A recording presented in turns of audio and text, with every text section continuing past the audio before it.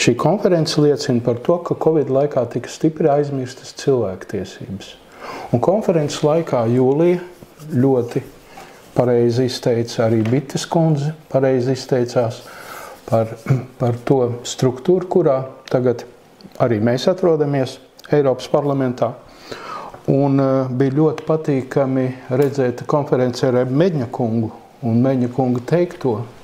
Un tas, ka konference bija plaši apmeklēta, tur bija gandrīz nepilni 200 cilvēki.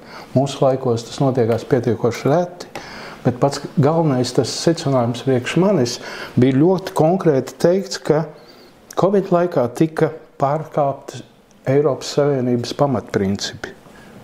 Proporcionāls pamatprincips, samērīguma pamatprincips. Un līdz ar to arī tika spekulēts jēdziens brīvība, ko dara arī Eiropas Savienība joprojām. Un kā konferences laikā Bites kundze pasvītroja, ka šis brīvības jēdziens nepieder Eiropas Savienībai. Brīvības jēdziens pieder katrai valstī atsevišķi.